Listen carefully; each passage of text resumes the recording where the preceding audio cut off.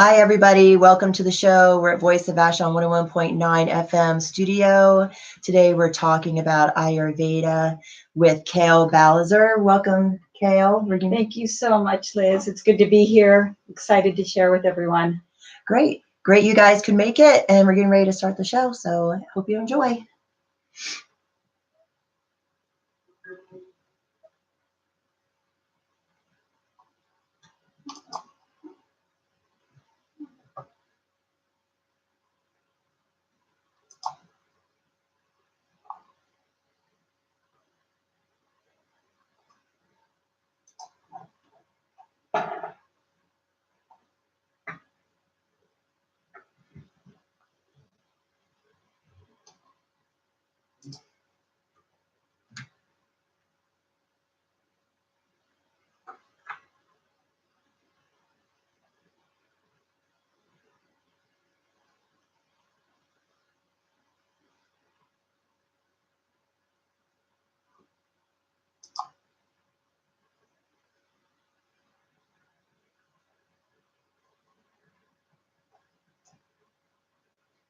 Hello, everyone, and good morning. Welcome to Raise the Vibe on Voice of Vashon 101.9 FM. I'm your host, Liz Peterson.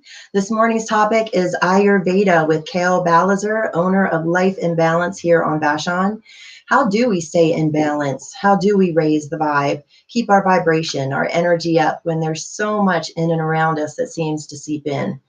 We can move our bodies through exercise, meditate, pray, watch what we're putting in our bodies, get out into nature, and choose healthy practices. Ayurveda is one of those practices, the oldest medical science in the world that can help us on our journey. And I'm thrilled to be learning more about this ancient technique with Kael this morning. Kael, welcome to the show. Thank you, Liz. Thanks for having me. It's great to have you. Kael, would you like to start off by telling us a little bit about yourself? Sure. So let's see. I've been living here on Vashon with my family, my kids, and my two kids, one in sophomore and one in 7th grade. My husband, our animal creatures, for about 7 years now. I've had my business, Life in Balance, for the past, oh my gosh, I've been doing Ayurveda, natural therapeutics for about 20 years, and I think I've had Life in Balance maybe for the last 14 years. So I was in Seattle and now I'm Vashon. I also have another business called Ayurvedic Wisdom for Women that I run with Sarah Cruz, and that's more of an online program. So I have a center here on Vashon where people come over for retreats. I just had a woman here for a week-long retreat from Texas, and we do treatments, consultations. I don't know, I'm sure we'll get more into that. Fabulous. That sounds lovely. A whole week of treatments. Yeah. Okay. So what brought you to Ayurveda? Oh, good question. Well, I think what brought me to holistic healing in the first place was a car accident I was in. So working on healing my own body, I got interested. And then after college, I studied pre-med, and I decided to go to massage school. And that was so transformational for me. I loved it. I loved the hands-on, actually connecting with people with their healing. And in massage school in New Mexico, I learned about Ayurveda, and it just made so much sense to me. Great. So what is Ayurveda?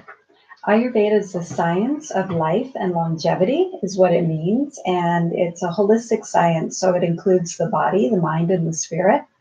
And it looks at us, what makes it different is it looks at us each as unique individuals. So how we're made up of the elements, the 5 elements, ether, air, fire, and water, and earth. And then how those elements come together to express in different qualities on a physical level and also an emotional, spiritual level.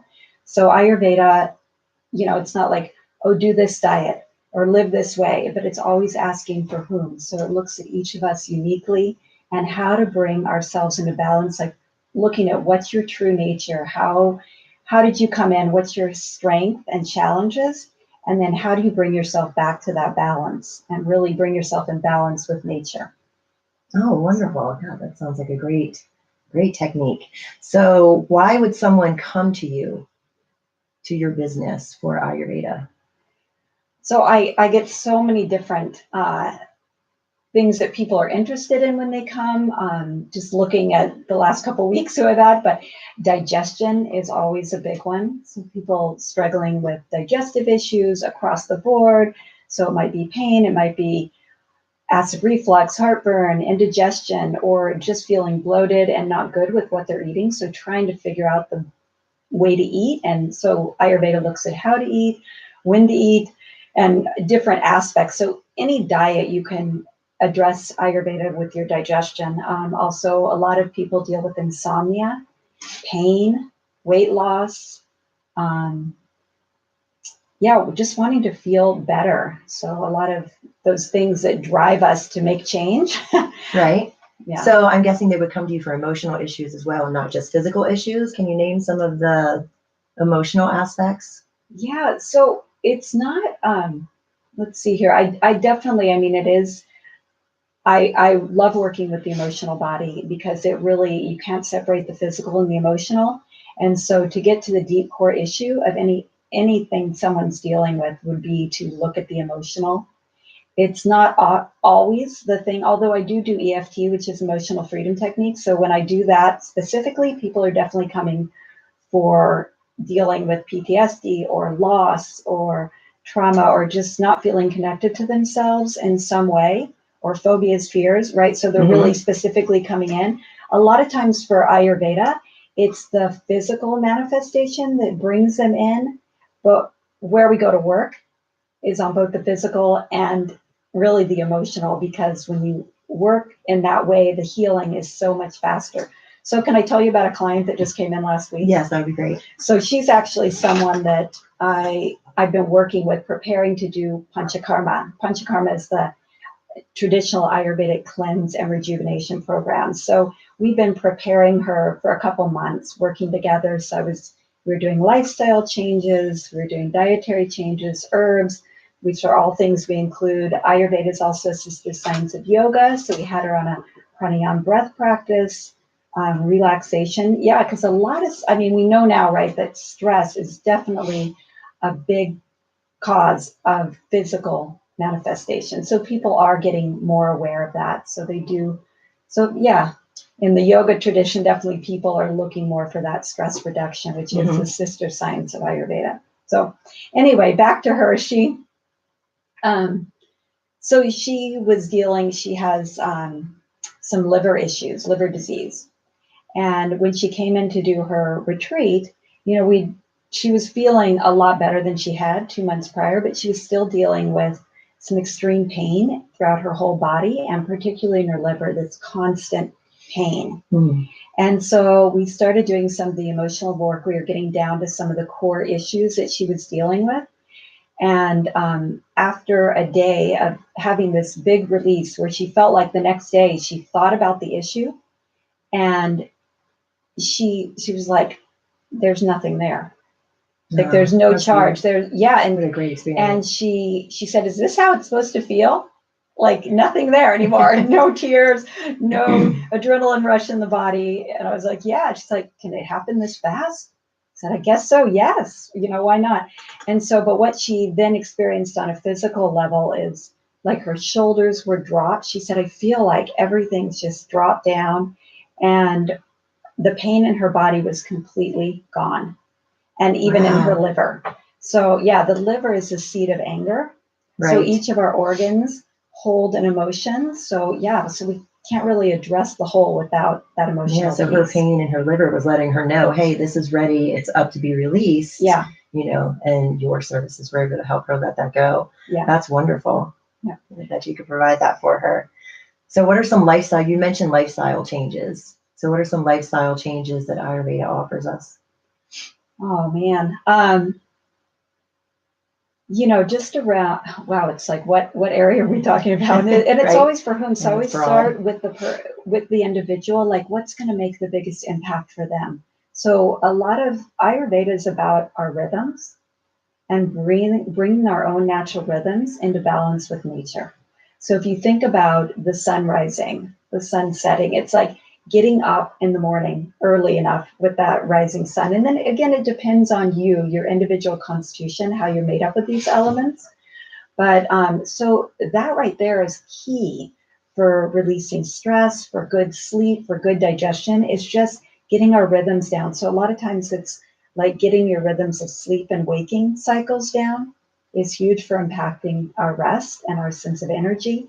But also when we eat, eating in rhythms like that, the time of the day when the sun is highest in the sky, right? That midday is when our digestion, our what we call in Ayurveda, our Agni, our digestive fire, it's all the enzymatic reactions, is strongest in our body. So Ayurveda says eat your main meal during that time of day.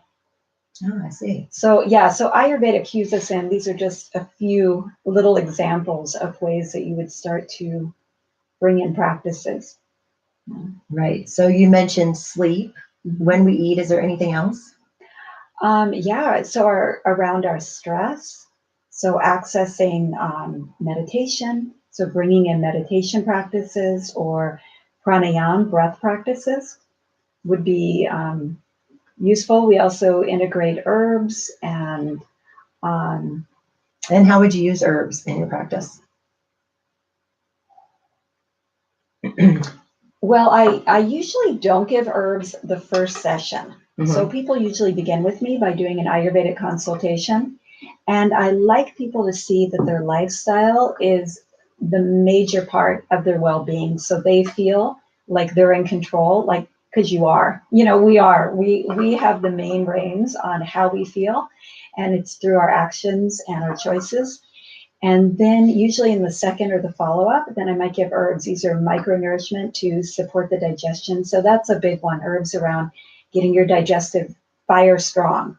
So my teacher, Ayurveda, says that the strength of your digestive fire is the strength of your health. So a lot of times people go around when I ask, how's your appetite? Right? They say, oh, well, I eat a lot or I'm hungry. But a lot of times we're emotional eating, or we're eating when our blood sugar is already plummeted. So herbs to get that fire strong and the awareness to start to, people sometimes when they work with me, they're like, I don't remember ever feeling hungry like this. Like, that really like hunger that you can feel that warmth in your stomach, and then everything tastes really good and digests well. So we have a lot of herbal remedies for that. We also do herbs for the mind, to calm the mind. The nervous system is a big one, right? Because then everything functions. And I guess actually another really big part that I use herbs for is what we call rasayana, or rejuvenation. So herbs that support our adrenals, that build strength and juiciness, sap in our bodies, and sustainability. So those are the ones that are very safe, that you can take long term, that build and nourish from the roots. Nice. You had mentioned a quote from your teacher. So can you tell us about your teacher? Yeah. So my teacher is Dr. Vasant Lad, and he has his school, the Ayurvedic Institute in Albuquerque, New Mexico. And so I studied with him there. And then I also went on to do an advanced training with him, the Gurukula program in India. In Pune, India. Yeah, that was quite an experience. And actually, we're going to be probably in September. I don't have it all worked out yet, but I'll let you know. But they just did a documentary on him. Oh, wow. Great. I think it's called The Heal. Oh, God, I'm forgetting the name, The Healer, but I'll let you know. But anyway, They just did an amazing documentary. So we're going to bring it here to Vashon and share it with the community. Oh, great. That's going to be wonderful for the community. I want to check that out. Yeah. And I guess just one thing about Dr. Ladd is to be with him is to just be loved. And that's what I experienced when I sat in the program with him, is just this feeling of being deeply seen and loved.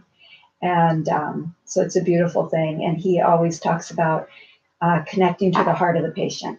Oh, and beautiful. That's really the healing. And, that's what he does. And that's what we got to see him do in India with people there. It's just really connect on that very deep level. Wonderful. Do you have a couple stories from India that you might want to share? Oh, from your experience there? What was that like? Yeah, it stayed with me for probably a good year, like, where you just feel that energy. It was very strong. I can't believe I haven't gotten back, but I had children and I'd love to take them.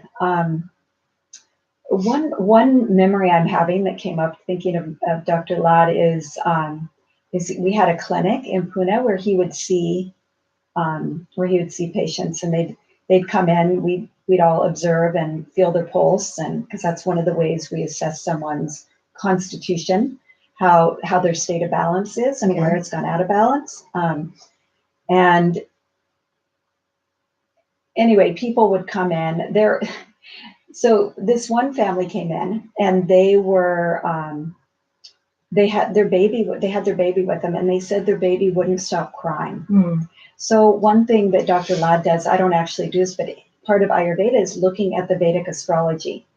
So, because we're connected to all of that. So he pulled up their charts and he said, oh, this child is the spirit of, or came in from your great grandmother, and you gave her the wrong name.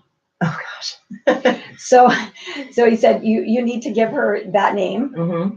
And so they did. And then this might be a little out there for people. No, this is fantastic. But it's like yeah, it's like, because that was my experience in India, was like kind of blurring the lines of what we think is possible and what, so anyway, and then they did that. They changed the baby's name, and the baby stopped crying. They came in the next week and were very, very grateful, brought Dr. Ladd food and just lots of gratitude. Wow, that's an amazing experience. Thanks for sharing that story. Let's see. What is the theory of Ayurveda? The theory of Ayurveda, I think I shared a little bit about that, but you can't hear it enough, is that it's really about bringing ourselves into balance with our own true nature, like connecting to our strong space. And each of us is unique. So connecting to that unique aspect that we are, made up of the elements, the qualities, the quantities in our body, physically and emotionally, and then bring ourselves into balance with nature. Okay, so how do we go about an appointment, like figuring out what those qualities are within ourselves that we need to balance? So I start with an Ayurveda consultation. It's a pretty long intake form, and then it's an 1.5-hour consultation with an hour follow-up. You come in and we do questioning, observation. I look at your tongue, which is an indicator of what's going on in your digestion and other organs of the body. Look at your nails, and I feel your pulse. And the pulse is 7 layers deep. 7 layers deep. Okay. So you can feel the organs, the energy, the subtle energy in the body, and determine what's going on. So where the natural state of balance is. Okay. So at the lowest pulse is your birth constitution, what you came in with, and that was how you came in at conception.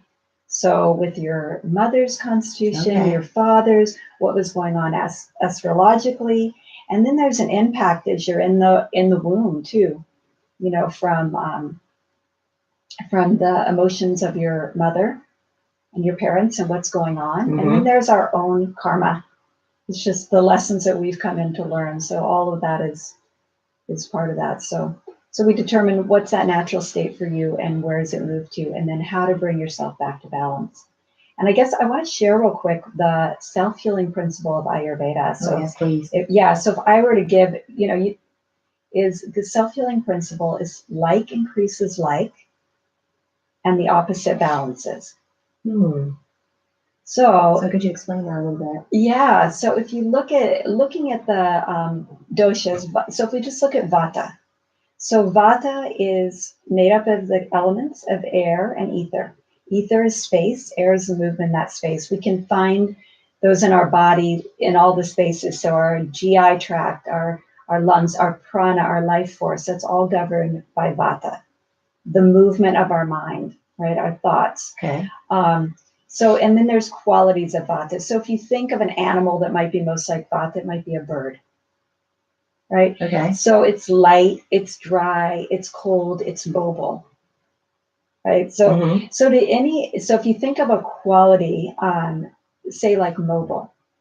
Say you have the mobile quality. Vata individuals love to be on the go. They love to travel. They're always moving, tapping, love to move. Okay. Okay. And so if you have that mobile quality, and then already in your natural constitution, and then it increases because you've been traveling a lot or not resting or not stopping, and your mind starts to go, right? And then you're going to experience things like insomnia, or it's going to start to affect the GI tract. That mobile quality can go into the gut and cause digestive issues. Oh, I see. Right. So that's like increases like, and the like to eating crunchy, munchy foods, that popcorn increases the mobility quality. Okay. Right? All of these increase mobile. So like increases like, the opposite balances. So what would be the opposite of mobile, Liz, when you think about it? Being still. Yeah. Stillness, peace. So stillness. Meditating. Yeah. Shavasana, right? For yoga, like laying in still. The other aspect of the one thing that can most balance mobile and Vata is routine. So fascinating. Yeah. So having routines, right? Having a waking time and eating time, all of these things help to balance that kind of constant going, but find a stopping point. Oh. So organization would be a still point? Bring us. Yeah, well, lack of organization definitely increases more mobility, right? More worry, more stress. But it's the nature of Vata to be a little disorganized, to be spontaneous, to be creative. It's that creative energy. So it's not like there's something wrong with it. It's so understanding. We talk about a lot in Ayurveda, and I do with my clients, about compassionate self-awareness. It's like, so I have that mobile quality. I have that creative, kind of spontaneous, like all over the place energy, but unmanaged, it can make me not feel grounded, right? So I have to do extra things in my life to ground that energy. So finding routine in any way is so helpful. Oh, great, thanks. Yeah. So Vata is one of the doshas. What are the other doshas? Pitta. Okay. Pitta's fire and water. Pitta's it's our passion. It's our drive, our focus. It governs digestion, heat in the body. So that fire. Okay. I know people listening may be wondering what their doshas are. And the other dosha, there's one more. Yeah, kapha. So kapha is earth and water. So it's our bones, our dense tissues in our body. It's our sense of grounding, connection. It's those earth mama and papas, right? So having more density in body. And it really governs a strong immune system and stability. And so when I talk about each of these, we are all of them. Okay. Yeah. So there's a functional integrity, right? Like governing the muscles, the tissues, digestion, the mind, right? They're all governed. So all of these elements, like in nature, are present in us. Okay. But each of us has them to a different degree. So in quantity and quality, and that's what makes us unique. Okay, and so I'm sure they can fluctuate too, depending on the season or what's happening in our lives as well. Yeah, definitely. So understanding your nature and then starting to notice what balance feels like and where you tend to go out of balance. Okay, so your nature would be your dosha? Yeah, your constitution. Your constitution. Okay. I mean, the doshas are considered excess in the body. Okay. To be eliminated, but we talk about them in terms of our constitution elements. Got it. Okay, and then you said your questionnaire. So I'm guessing the questionnaire is questions guided towards finding what our constitution is or what our dosha is. So what types of questions are on the questionnaire, if you don't mind me asking? Oh, it's pretty in depth. I recently tried to get it a little shorter, and it's filling it up. I think we have 9-10 pages. Wow. Because people don't, a lot of it, just to begin to fill out the questionnaire, I say that's the beginning of your session. It's like taking an intake. And so we talk about digestion, talk about sleep, all these areas, finding out how you sleep, what you do, what's your, any imbalances you note in your body. And then also, emotional, like where your tendencies are, if you get out of balance emotionally, physically. Yeah, so it's pretty comprehensive, looking at all the functions of our body. Okay. And then one more thing is also our habits. So I ask about people's habits in there, what they eat, when they eat, what they consume, coffee, okay, sodas, things like that. And then what would that lead to? As in what I would do with them Yes. from there? Okay, so yeah, in a consultation, again, we'd feel the pulse, we'd look at that, we'd question, and then it would lead to recommendations for creating balance. So it might look at, and for everyone it's different depending on what they're most needing. So, but definitely we look at diet. So there's different foods so coming back to that idea of like increases like, right? The foods have all the elements, have the different elements present in them. And that's how our bodies recognize it, because we have those elements in us. So our body goes, oh, I know that. Whereas when we eat processed food, our bodies can't recognize it. So it can't transform it into energy. And that's what food is. It's energy, it's life force, it's healing medicine. Dr. Ladd says that a good healer is a good cook. Oh, yeah. Really? Yeah, because that's our main medicine. Okay. It's our food. So learning how to prepare food for ourselves in a way that's nourishing and healing is a big part of our self-healing. I noticed that on your website, you have a food and recipe section. Yeah. There, can you tell us a little bit about that? Yeah, I just think it's a fun, people love that. Love they're kind of unique. Yeah. Yeah, some of the things on there. Can you share a few of the things that would be unique to the Ayurvedic tradition? Yeah, in so the food category? One thing about food is that people don't think about in terms of satisfaction, not overeating, feeling good and content, and our digestion working well is getting all 6 tastes in your diet. Okay. So, so sweet, sour. I mean, those ones, people are familiar with sweet, sour, salty, right? Yeah. Those are the first ones. But less with pungent is spicy. And bitter. Bitter is the most unutilized taste there. As of course, kale is getting more popular. So yes. So we're getting more bitter taste, and then astringent. So the greens are more bitter, and then the astringent qualities like our legumes, our beans.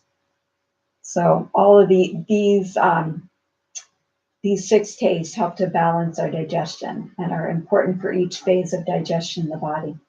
I see. And what are some tools and practices of Ayurveda? Well, my favorite is self-massage. Oh, nice. So you can definitely come to my center and receive the most amazing massage you've ever had in your life by 2 practitioners doing warm oil massage, working on marma points. But we can also daily, or at least once or a few times a week, give ourselves a massage. And the word in Sanskrit for oil is snehana. And snehana also means love. So to give ourselves a massage, it's really an act of self-love. It's bringing ourselves back to loving our bodies and loving ourselves, which is ultimately, again, I have to speak of my teacher because please do. But he says, I just took a class a couple of years with him on autoimmune disease. That's a big thing that people are dealing with, right?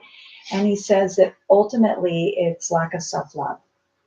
And that if we can bring ourselves back, if we can love ourselves, that all the doshas come home, that everything rights itself and comes into balance. Oh, that's beautiful, Kael. So your consultation. So let's learn more about what you do, so our listeners or anybody who may on the island may want to come visit you, what that would look like. So starting with a consultation, what types of consultations do you have? Well, I have the Ayurvedic consultation, which is the hour and a half and an hour follow-up. So that's really looking at the whole picture of you and where you're needing balance. And then we always do the follow-up. I learned that early on. At first, I wanted to give everyone everything. And that Pitta part of people want everything all at once. Yeah. But that can create imbalance in itself, right? Yeah. We're often trying to do everything really quick, but really change is a slow process. So, doing follow-up consultations. So I have the one follow-up consultation, but then I encourage people to come back, in 2 weeks, a month, every month to come back and bring in that next practice. So doing follow-up consultations. And then I also do individual EFT sessions, consultations. And for those who don't know, what is EFT? EFT is emotional freedom technique. And it works so beautifully with Ayurveda. I can't even tell you. I had a client. Can I tell you another story? Yes, please. I had this client that this was a while ago, but she came in. She was having heart pain, and she was having palpitations, and she was scared that she was going to die and leave her children. Wow. So when I heard that, the fear coming up for her, I thought, oh, well, we should go for the emotional first. So I said, it was early in the consultation, but I said, can we do a little bit of this EFT? I explained to her what it was, tapping. So you're basically tapping on meridian endpoints. And Ayurveda, we have like Chinese medicine, but we have other channels called shrotas, and these are called marma points. And they're actually the same points. So, oh, great. Yeah. So I consider I love how everything is connected. Yeah. So we started tapping on these points and saying, even though I'm scared I'm going to leave my children, I have these palpitations in my heart, I deeply and completely accept myself. So that's the setup phrase, right? Beautiful. And then we're tapping through the points. And what it does accesses the subconscious mind. And so we're tapping, and then she went, oh my gosh, I just had a memory. And what she remembered was being a child and waking up and seeing all the ambulances outside, and the neighbor had had a heart attack. Wow. And she had all these children. She knew, she was friends with all of her children. And that was terrifying for her. And she stored that in her body. Now that she had children, she was having these heart palpitations. We tapped on that memory, and we cleared that memory that she'd been holding like an interference in her system. And the pain stopped. By the time she left, she said there was 5% of sensation that she'd had, been like off the charts. And when I talked to her, when we did our follow-up, she was completely free of the pain. So we could have gone a long route, right, of doing different practices for the heart and doing, herbs and things, but we cleared it up with just clearing the emotional, not just, but going to the deep underlying root issue. Great. Gosh, can you describe a little bit more about tapping for those who've never heard of it before, and then anywhere you're offering it on the island and within your practice? Yeah. Wow. So like I said, tapping is tapping on these energy points in the body. And we're pretty, Chinese medicine has really, at this point, is pretty much mainstream in terms of people understanding that our bodies are made of energy, that we have energy channels in our body that connect to our emotions and all of our organs and tissues, right? So just by stimulating that endpoint, it sends information throughout the body. Okay, and where are some of these points for people who can't see? So you can go to my website, by the way, and I have a video there. It's great. And what is your website? Yeah, it's AyurvedaSeattle.com. .com. Yeah. And what would they see? So tapping the side of the hand, that's a setup, like the side the pinky's on. So tapping that side of the hand, and the setup is even though. So even though a lot of times whatever we're dealing with feels unlovable, unacceptable. So we just want to get rid of it. Yeah. So, and it's something we're not saying. A lot of times, and I love the law of attraction, but we think, oh, I have to think positive. But this gets us to the positive in a way that clears out all the mud, on top of it. Like we're actually giving our emotions a voice. The things that are already going on in our head, we're giving them a voice. So even though I have this fear, right, and the more specific you get, I deeply and completely accept myself. And so then tapping through the points, like the top of the head, between the brows, side of the eye, right? Nice. Under the nose. So tapping these different points and starts to release them and starts to access the subconscious and people. So I follow my clients. It's completely following what's coming up for them, checking in. And it's a practice of noticing the body too, because our trauma, our anxiety, our fear, all of that lives in our body. It's a chemical reaction. So they've done studies with EFT that just tapping on these points lowers cortisol. Which is, right, is our main stress hormone. Yes. Right? A lot of us are in a constant state of fight or flight. I just tapped with someone yesterday, and we were working on something pretty general, like around her business. It didn't have a lot of charge for her, but it was something she was interested in. We started tapping on it, and she had some new thoughts come up, but she just said, wow, I just feel different in my body. Like just tapping these points, it's like all of a sudden, and I explained to her, it's just the stress hormones get lowered just tapping. And there's something else I wanted to say about that, Liz. While you're thinking, it's nice to come out of that sympathetic nervous system and drop down into the parasympathetic nervous system and just be able to breathe and relax. Yeah. And, thinking about too, like the place in the brain that the amygdala, right, is where we are. That's the fight or flight part of the brain. And when we're in that, we are, everything's going, we can't make clear decisions. We can't make rational decisions, so the EFT helps us to quickly come out of that place, back to our frontal lobe, back to our ability to think, to rationalize, to be creative, to be spontaneous, to be, to come back into our natural state of being, here was the thing I wanted to share, because about the study with cortisol. Great. Is they did, they had 3 groups. One group, so they checked their cortisol levels. And the first group, they had just sit in meditation. The other group, they had doing talk therapy. Okay. And then the third group, they had doing tapping. Right. Each of these for an hour.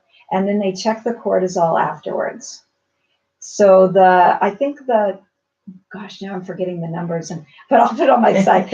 But the meditation talk therapy, I think, went down maybe 10%. Right. But with the tapping, it was down 27%. God, that's fantastic. Yeah, and 5 minutes of tapping. I was just watching this online yesterday. They were showing blood under a microscope, right? They can take your blood and see. You can tell a lot about the health or stagnation in your blood by looking at the flow of it. Wow. So they took a group of people. They checked their blood flow, and there were several that their blood was not moving. It was clumping. It didn't look healthy. There was something physically going on in the body. And they tapped with them for 5 minutes. And then they checked their blood again. And it was amazing. They had unclopped. They were moving. That's incredible. So it's fast. And I love it. And you also, once you learn it, you can do it for yourself anytime, anywhere. I have a practice myself. I do it every morning as part of my morning ritual. I do part of my routine, and I also tap on my clients as well and have them do some tapping too. Oh, sweet. And you share that as well outside of your practice. Yeah. So I just did a class for Dove, which was such an honor and just such an amazing community to work with. Yeah. And then I did my own class a group class. And then I have a drop-in class. So if anyone's interested in learning more and connecting, even if you do it or you don't, I've decided it's just open. You can come, you'll learn quickly. And if you do it, it's a great way to energize your practice. So Liz, I'd love to have you. We're shooting for the first Friday of the month. Oh, great. But it may not work through the summer. Right. So the dates might get moved a little bit. So first Fridays of the month, about what time? 11 o'clock. Great. Yeah, I would like to get one going at night too, because I know that's not always the best time for everyone. Yeah, for people who are working, have a late option. And then where is that going to be located? Right now, I've been doing it at where my office is, which is at the Common House at Vashon Co-Housing. So we're doing it in the living room downstairs. And again, that's Life in Balance. Yeah, Life in Balance. And then what was your online, page again? So they can reach you. I want to be able to plug that a few times, do the conversation so people can find you. It's info. No, sorry, that's my email. It's ayurvedaseattle.com. Great. And then what is your email in case anybody wants to contact you for consultation? info at ayurvedaseattle.com. Great. And then not only do you have Life in Balance, but you also have Ayurvedic Wisdom for Women. Ayurvedic. Yeah. So it's ayurvedicwisdomforwomen.com. Great. And then what is that? Well, that's Sarah and I, she was my partner, actually. We started Life in Balance together. Okay. And then she moved to Hawaii and she started her own practice, which she has a practice, it's called Embrace Ayurveda in Seattle. And then I continued with Life in Balance here.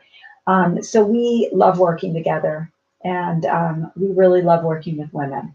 And so both of us are mothers, we're doulas.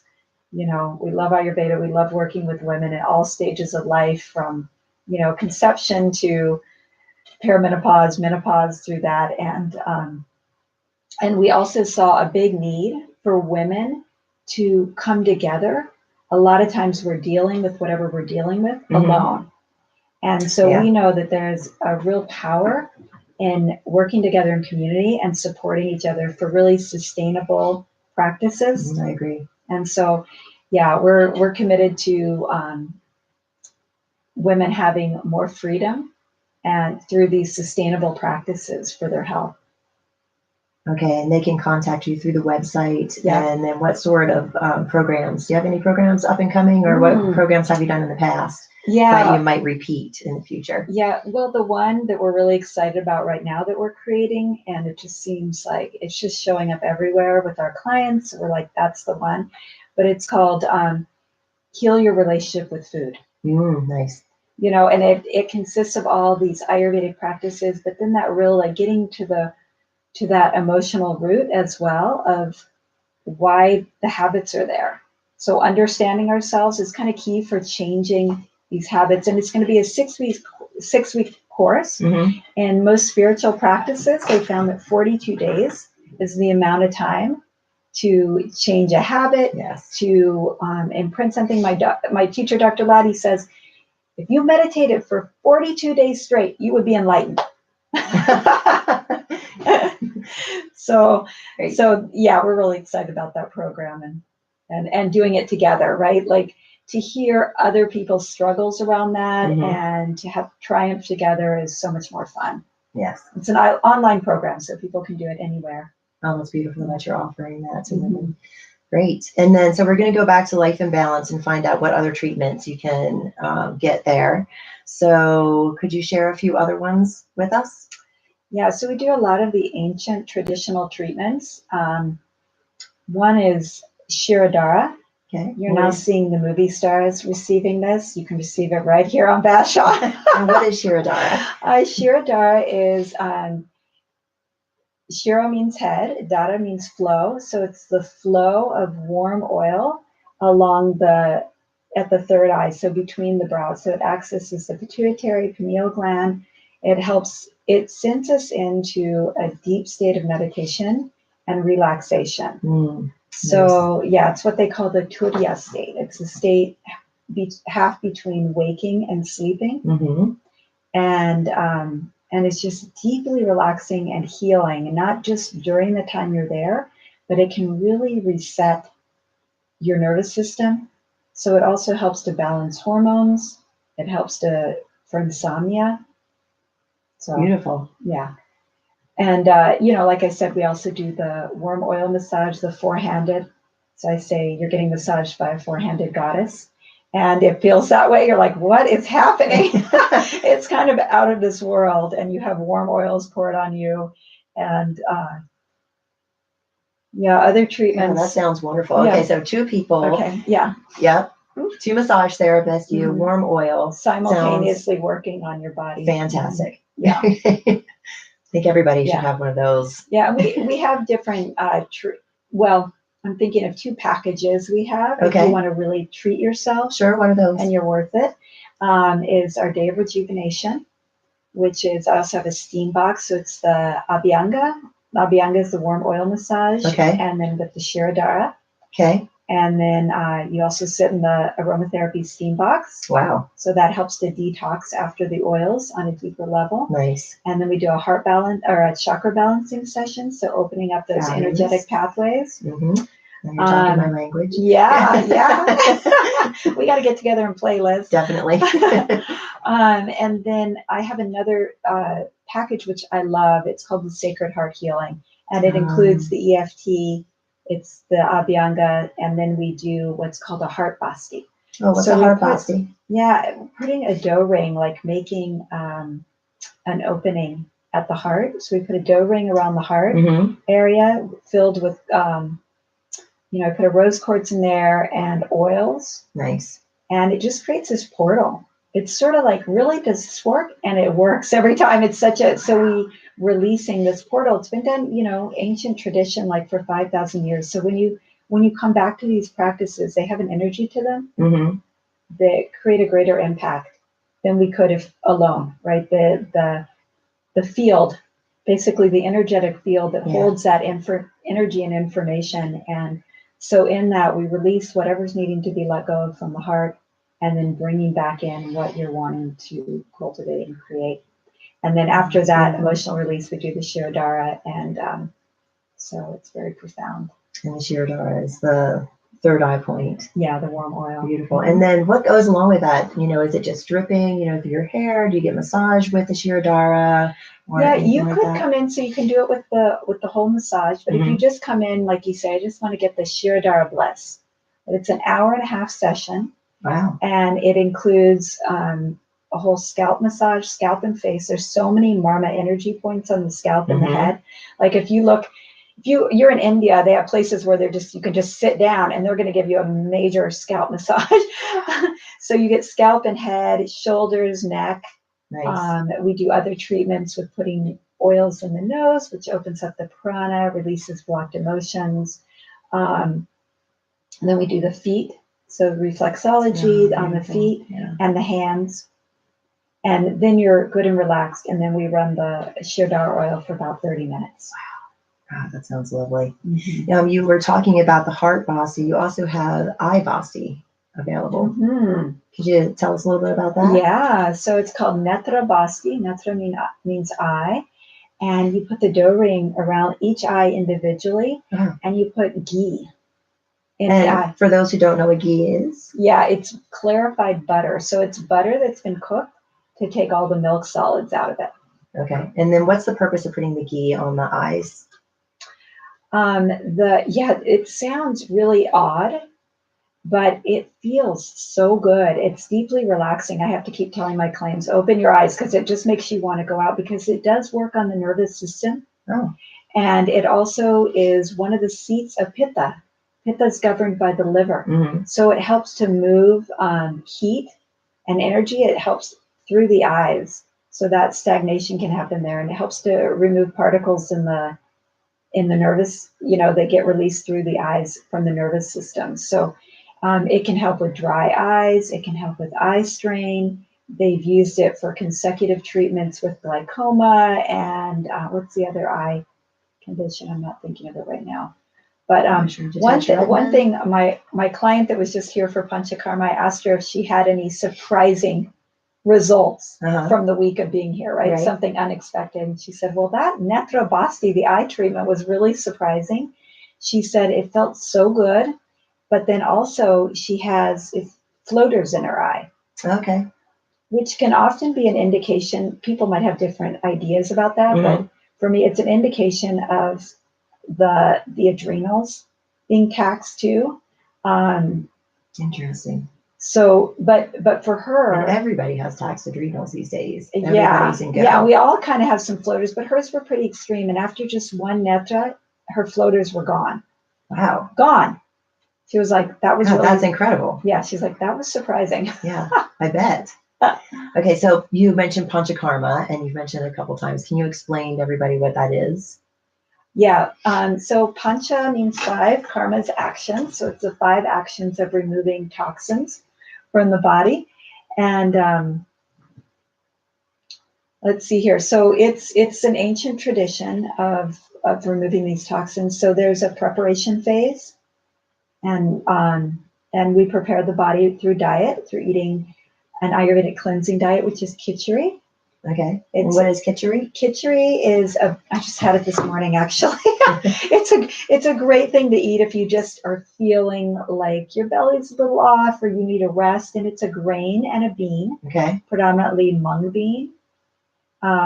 So you cook those together with spices, and then of course get all the 5 tastes on it, which is what makes it yummy, with lime, ginger, coconut, cilantro on top.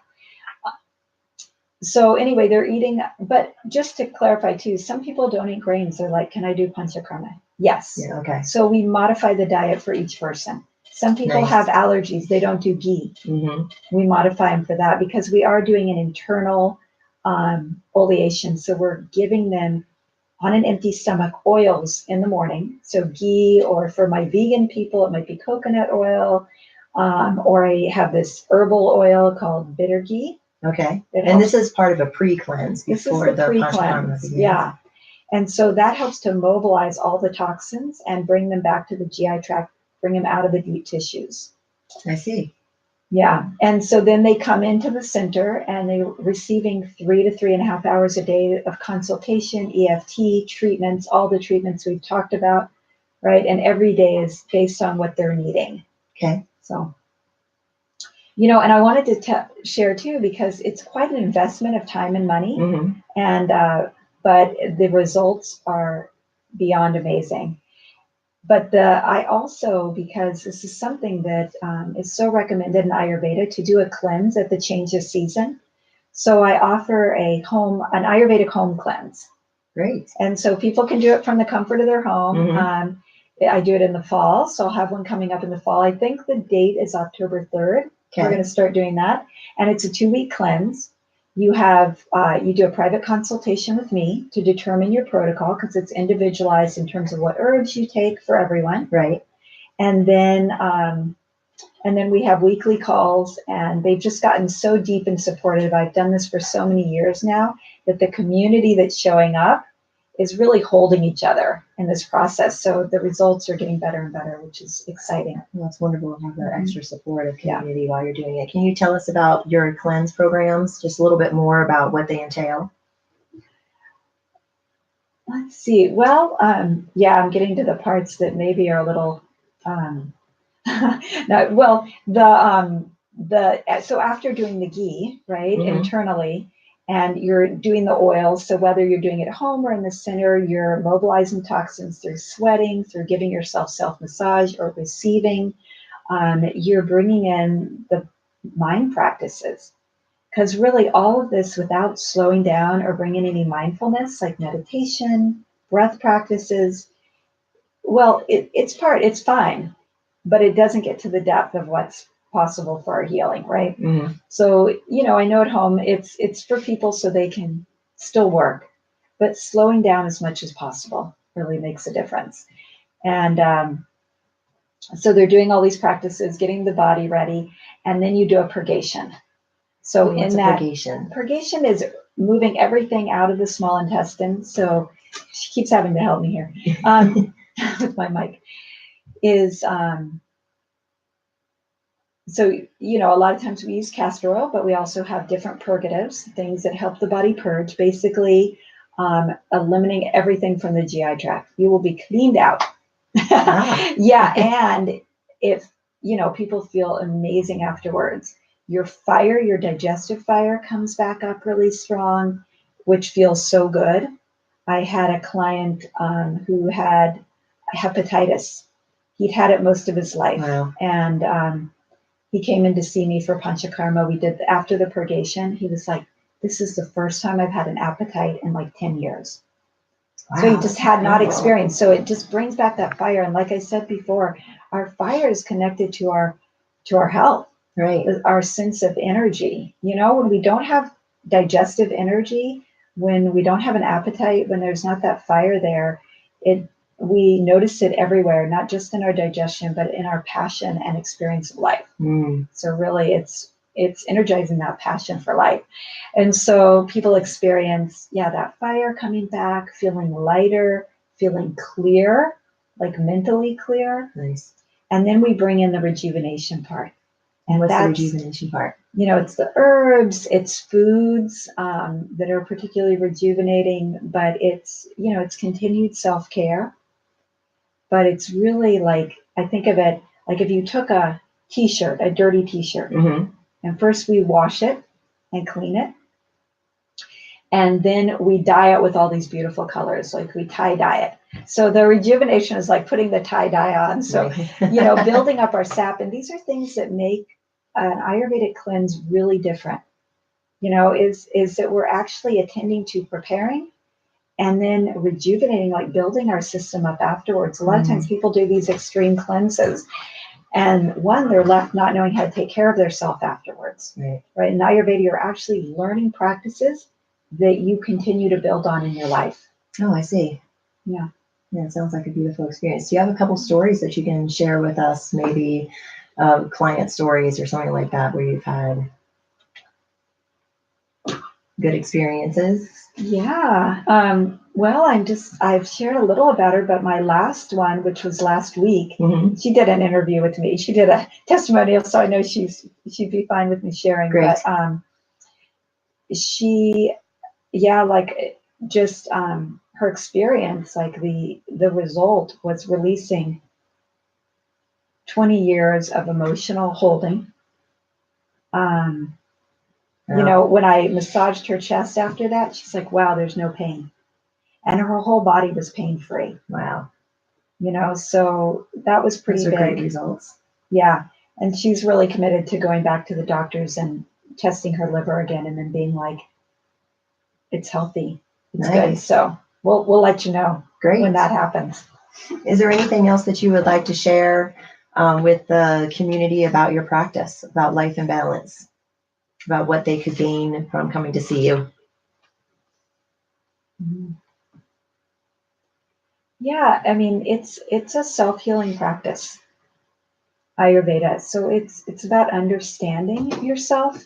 So a lot of times with medical things, we feel like we're at the whim of someone sort of giving us something or doing something. And although I do give you things and do things to you, you really become your own healer. Beautiful. Yeah, so that's really. So you're empowering others, you know, to take control of their. Yeah, that's actually my mission. Great. It's to empower others to take charge of their health. Nice. It's part of my mission. Yeah. That's a beautiful mission. So anything else you can share with us about the Ayurvedic therapies, or about your training, or what people can get from you? Across the board. Yeah, definitely. Yeah, we have about 4 more minutes, maybe another story or events or trainings that you offer, or anything like that you could share with us. Some fun recipes that we could take home with us. Yeah, I'm trying to think of, you know, just to answer your question, like what else people might get. You know, so yeah, that being empowered around their health and knowing, like, a lot of times people experience a lot of symptoms, manifestations in the body, and that's our body talking to us, right? Telling us something's up here, pay attention. Right. And so, but they're at a loss, and it feels like all these things are separate. But often when they come in, they discover that it's related to an imbalance that's connected to all of them. You know, so they start to understand, you know, how to heal themselves and how to heal that, and that it's not all these little parts. Like in Ayurveda, we don't treat the disease. I'm not going in and saying, okay, you have liver disease, or you have whatever, acid reflux. We're not gonna treat the disease. We attend to bringing each individual into balance, right? And when you come into balance, everything else rights itself. So we're not treating that particular issue. We're looking at the person, because for one thing, you know, diabetes can be vatagenic, it can be pithogenic, it can be cophagenic, it can involve all the doshas. So, and it's why one person might heal from one treatment and why someone else doesn't. Because when you don't treat the person, then you don't get to the root. So, yeah, so really looking at the individual person and what they're needing to find balance. Yeah. Great.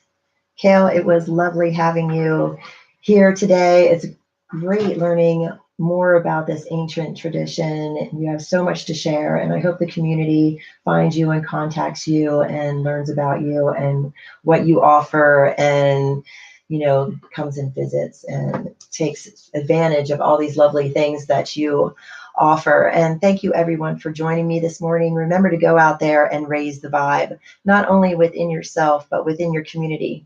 Say hi and smile at a stranger. Be kind to your neighbor. Ask yourself in any given situation, am I creating or being destructive.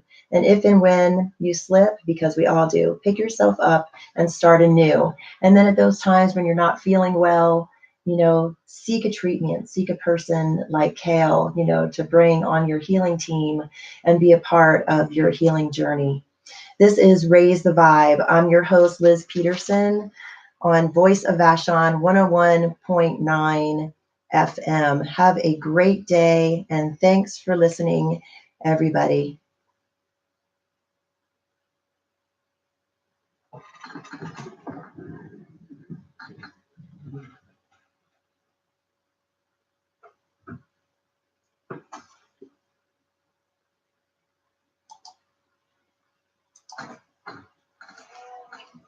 Hi, everybody. Thanks for joining us today on Raise the Vibe here at Voice of Vashon with Kael Balizer. Kael, you did a great job. Is there anything that you want to tell our audience, before we go, about your practice or upcoming events or anything like that?